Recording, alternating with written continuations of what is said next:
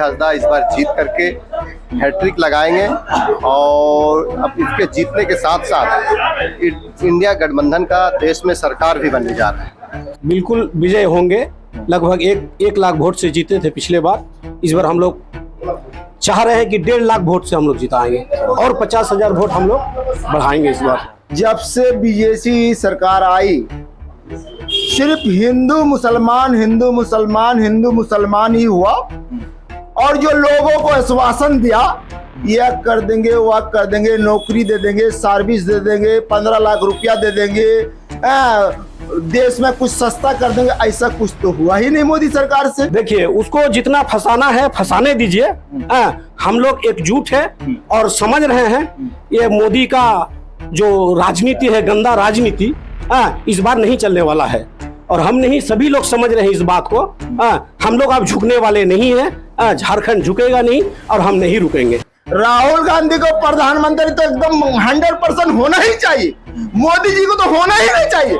इसलिए कि मोदी जी जब से आए अपने भारत में वो हिंदू मुसलमान के अलावा दूसरा कुछ किया है क्या?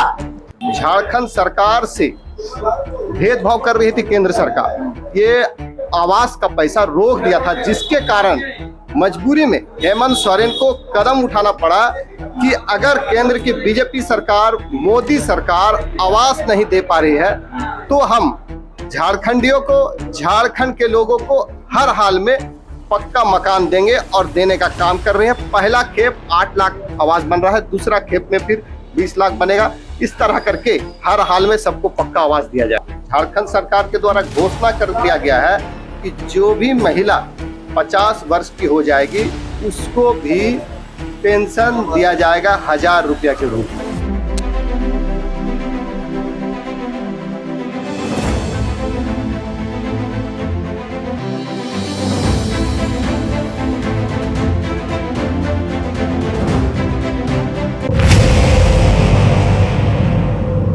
लोकसभा चुनाव का जो है वो पर्व चल रहा है। पूरे देश में लोकसभा चुनाव की जो है वो तैयारी चल रही है। फिलहाल हम लोग झारखंड में हैं, झारखंड के राजमहल लोकसभा क्षेत्र में हैं, जहां पे जेएमएम की तरफ से जो है यानी इंडिया अलायंस की तरफ से जो है वो विजय हांसदा को प्रत्याशी बनाया गया है। ये तीसरी बार उनको फिर से प्रत्याशी बनाया गया है। वहीं ताला मरांडी को जो है वो भारतीय जनता पार्टी की तरफ से प्रत्याशी बनाया गया है। फिलहाल हम लोग फुलवरिया मोड़ में हैं और हमारे साथ जो है चारों तरफ जो हमारे देख सकते हैं आप, ये झारखंड मुक्ति मोर्चा और कांग्रेस के जो है वो नेता हैं।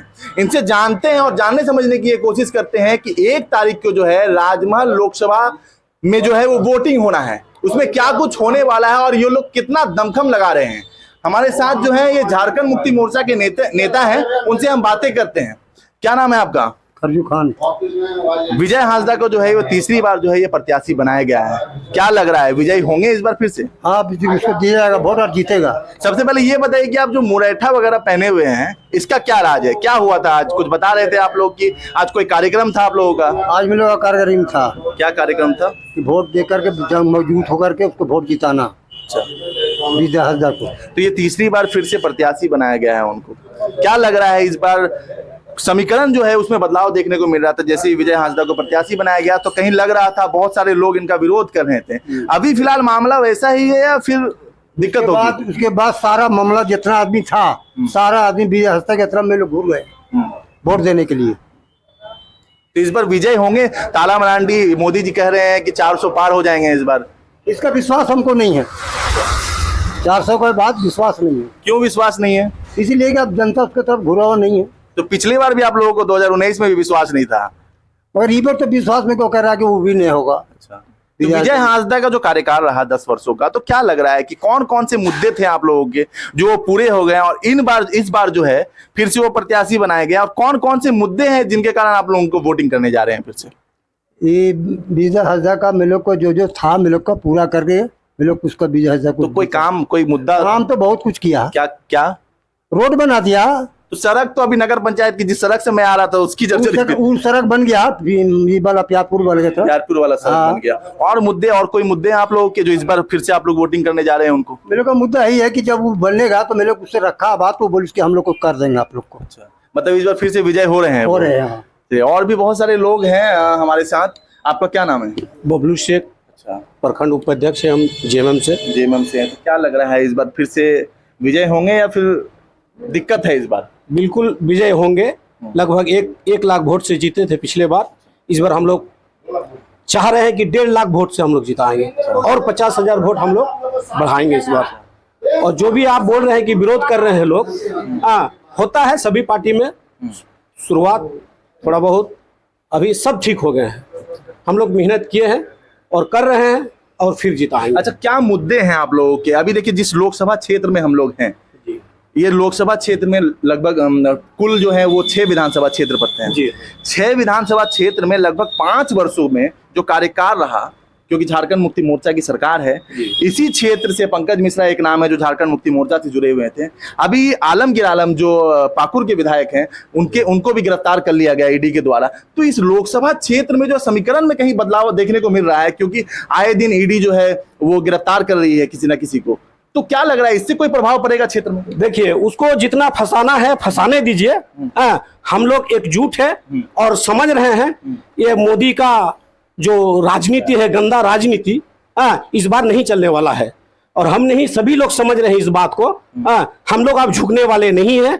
झारखंड झुकेगा नहीं और हम नहीं रुकेंगे। तो 35 करोड़ का, अच्छा ये बात चलिए ठीक है, ईडी फंसा रही है, लेकिन ये 35 करोड़ जो रुपए जो निकल जा रहे हैं, तो ये रुपए भी क्या सरकार की तरफ से ही रखाए जा रहे हैं या फिर इसमें क्या मामला है? आप सोचते हैं वो जरूरी थोड़ी ना है, हो भी सकता है, फंसाया जा रहा है। अच्छा, ये आप देखने जा रहे हैं ना, हम देखने जा रहे हैं। और क्या अच्छा, आप ये समझिए कि आज तक जेएमएम से लोग फंस रहे हैं और आरजेडी से फंस रहे हैं। क्या बीजेपी वाले कभी घोटाला किए नहीं है क्या? उसके पास ईडी क्यों नहीं जा रहे हैं? उनके पास भी तो जाना चाहिए। आगे बोलिए। तो इसमें लोकसभा चुनाव जो है, चलिए विजय हांसदा को लेकर हम लोग बात कर रहे हैं। विजय हांसदा का 10 साल का कार्यकाल है जी। इधर बोरियो के विधायक जो हैं वो भी निर्दलीय प्रत्याशी के रूप में जो है अपना नामांकन कर दिए हैं। लग रहा था कि वो बैठ जाएंगे, अपना नाम वापस ले लेंगे, लेकिन वो भी एकदम टाल ठोक के बोल रहे हैं कि इस बार उनको जो है एकदम साफ कर देना है। तो क्या लग रहा है? बैठना नहीं बैठना उसका व्यक्तिगत है। वो हमारे क्षेत्र में राजमहल लोकसभा में कुछ नहीं करने वाले हैं। अपने क्षेत्र से वोट काटेंगे तो लोकसभा क्षेत्र ही पड़ता है वो। नहीं, आज लोग समझ रहे हैं इस बात को कि ये एक्चुअली इनका व्यक्तिगत, उसका अपना पर्सनली कुछ फायदा के लिए, या बीजेपी से उसको कुछ मिल जाए, या उसका राजनीति क्या है वो हम नहीं जानते हैं, लेकिन वो उसको कुछ नहीं मिलने जा रहा है। आजकल हमारे आदिवासी भाई भी समझ रहे हैं इस बात को। और ये समझ लीजिए कि हम लोग समझाने का कोशिश भी कर रहे हैं, वो लोग खुद समझ भी रहे हैं, उनको वोट मिलने वाला नहीं है। ताला मरांडी भी प्रत्याशी हैं जी। जितने भी लोग हैं इस क्षेत्र में, लगभग ताला मरांडी भी नए प्रत्याशी है, कह रहे हैं उनको ये मौका मिलना चाहिए। तो किस तरीके से देखते हैं? मोदी से आप लोग चलिए नाराज हैं, क्षेत्र को विकास को लेकर ताला मरांडी का क्या लगता है, प्रभाव डाल पाएंगे इस क्षेत्र में? हमें नहीं लगता है कि विजय हांसदा से कोई विकास में कोई कमी हुआ है। अब देख लीजिए, विकास आपको दिख रहा है, आप चलते होंगे। हमको लगता है कि 4 लेन उसी के जरिए हमें मिला है। और रोड सड़क देख लीजिए, हमारे देहात तरफ चले जाइए, सब चकाचक कर दिए हैं, पुल रोड, कोई चीज का कमी नहीं है। इस बार मतलब विजय आप लोग करवा रहे हैं? हमारे इस बार हम लोग विजय करवा रहे हैं। विजय हांसदा विजय होना ही है, और हैट्रिक क्या, ये हमेशा के लिए जीतते रहेंगे और हम जिताने का काम मतलब जब तक विजय हांसदा रहेंगे उनको ही जिताएंगे? जिताते ही रहेंगे, क्योंकि हमको कोई कमी आज तक हुई नहीं है। चलिए ठीक है। जेएमएम के कार्यकर्ता हैं आप, क्या लग रहा है लोकसभा चुनाव को लेके किन मुद्दों पे आपका वोट जाएगा 1 तारीख को? मुद्दा हमारा यही है कि जब से बीजेपी सरकार आई, सिर्फ हिंदू मुसलमान ही हुआ। और जो लोगों को आश्वासन दिया, यह कर देंगे, वह कर देंगे, नौकरी दे देंगे, सर्विस दे देंगे, 15 लाख रुपया दे देंगे, देश में कुछ सस्ता कर देंगे, ऐसा कुछ तो हुआ ही नहीं मोदी सरकार से। और जो हम लोग जिसको विजय बनाना चाहते हैं, ये हमारा देश को बड़ी शांति पूर्वक से, आज से इसके माँ बाप जो भी लोग राजनीति में रहे, तो बड़ी शांति पूर्वक से राजनीति को ये लोग लेके चल रहे हैं। तो हम लोग इस हिंदुस्तान के मुसलमान हैं, हिंदुस्तानी हैं, हम लोग शांति पूर्वक से रहना चाहते हैं। मोदी सरकार हम लोग को शांति का कोई भी आश्वासन दिया नहीं है, और अगर वो दिया है तो सिर्फ वो जो है आरएसएस वाला को सिलेंडर क्यों नहीं कराता है? अगर किसी मुस्लिम के ऊपर अगर कोई घटना कर देती है तो मोदी सरकार वहां क्या करती है, प्रधानमंत्री बन के वो क्यों नहीं उस पर लगाम लगाती है? हमारा यही मुद्दा है। और आप बोलते हैं विकास विकास, अरे विकास से क्या हो जाएगा? जब हम ही मर जाएंगे तो विकास से क्या हो जाएगा? और देश में हमको शांति तो रहने दिया जाए। तो आपका वोट जो है वो विजय हांसदा के प्रत्याशी होने से जाएगा या ये जो प्रधानमंत्री है राहुल गांधी को प्रधानमंत्री बनाने के लिए आपका वोट जाएगा? राहुल गांधी को प्रधानमंत्री तो एकदम 100% होना ही चाहिए। मोदी जी को तो होना ही नहीं चाहिए, इसलिए कि मोदी जी जब से आए अपने भारत में वो हिंदू मुसलमान के अलावा दूसरा कुछ किया है क्या? बताइए आप। आपका मुद्दा क्या है? हमारा मुद्दा है देश में शांति और अमन। हमें कोई विकास नहीं चाहिए, हमें दाल रोटी नहीं चाहिए, हमें सिर्फ शांति और अमन चाहिए। ये भारत के मुसलमान को ये आत्मा गवाह कहती है कि हमें शांति मिलना चाहिए, शांति हमें रहना चाहिए। और हम हिंदू भाइयों से भी अपील करते हैं कि मोदी जी को ऐसे धोखाबाज को गद्दी में बैठाने का कोई अधिकार नहीं है। ये इस बात की क्या गारंटी है कि राहुल गांधी अगर प्रधानमंत्री बनते हैं तो जिस तरीके से आपको अभी अशांति लग रहा है उस समय भी आपको लगेगा? इस बात की क्या गारंटी है? उनके बाप दादा 14 गोष्ठी जो है राजनीतिक में कुर्बानी दे दी, और आज मोदी जी बोलते हैं हम चाय वाला हैं। अरे बाबा, तुम चाय वाला हो तो सिर्फ हर पार्टी के लोग में मने यही लगता है क्या? ईडी लगता है? मोदी जी को क्यों पर ईडी नहीं लगता? मोदी जी की नेता पर क्यों नहीं लगती है ईडी? क्या वो लोग दूध के धुएं हैं क्या? अरे देश चलाना है, देश में सभी जो है नागरिक रहते हैं, हिंदू भी रहते हैं, मुसलमान भी रहते हैं, ईसाई भी रहते हैं, सबको शांति अमन का पैगाम मिलना चाहिए कि नहीं? तो आपका वोट मतलब कि महागठबंधन को जा रहा है? हाँ, महागठबंधन को जा रहा है। हम लोग पूरे इलाके के लोग एकदम ठोक के देंगे, और सिर्फ इसी मुद्दे से देंगे, हम विकास के मुद्दे से नहीं देंगे। विकास नहीं चाहिए? नहीं जी नहीं, बस सिर्फ हमको अमन और शांति चाहिए। अरे विकास का मुद्दा हर कोई नेता बोलते हैं, कौन नेता पूरा करता है? बस सिर्फ हमें देश में शांति का और हिंदू मुसलमान एकता का पैगाम भेजाना है कि हम हिंदू मुसलमान एकता, हम पहले भी एक थे, आज भी एक है।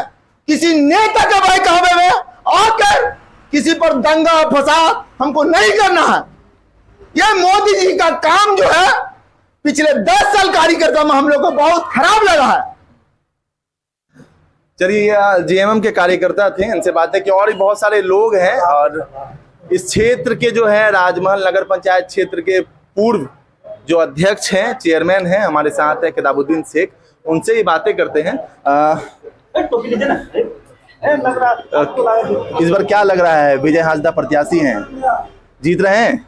जी, निश्चित जीतेंगे, इसमें कोई दो मत नहीं। और विजय हांसदा इस बार जीत करके हैट्रिक लगाएंगे, और अब इसके जीतने के साथ साथ इंडिया गठबंधन का देश में सरकार भी बनने जा रहा है।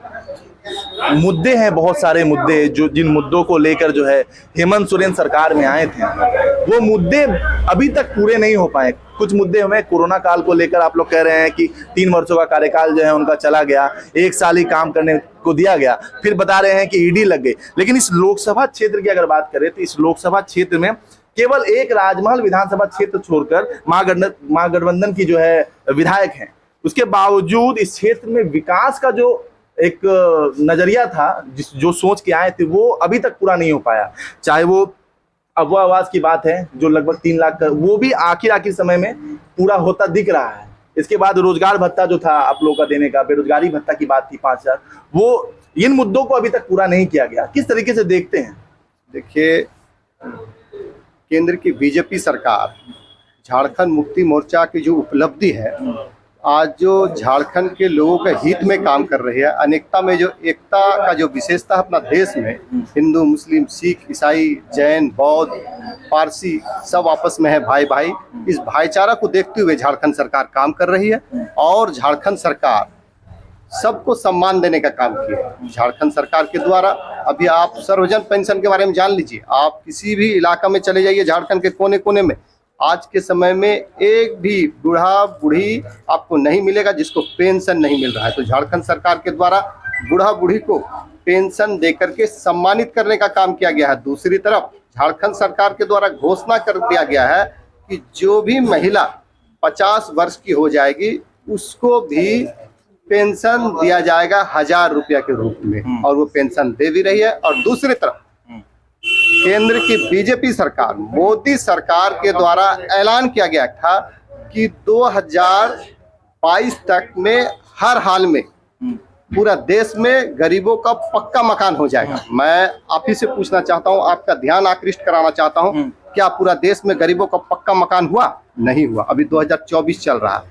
दूसरी तरफ झारखंड सरकार से भेदभाव कर रही थी केंद्र सरकार। ये आवास का पैसा रोक दिया था, जिसके कारण मजबूरी में हेमंत सोरेन को कदम उठाना पड़ा कि अगर केंद्र की बीजेपी सरकार, मोदी सरकार आवास नहीं दे पा रही है तो हम झारखंडियों को, झारखंड के लोगों को हर हाल में पक्का मकान देंगे और देने का काम कर रहे हैं। पहला खेप 8 लाख आवास बन रहा है, दूसरा खेप में फिर 20 लाख बनेगा।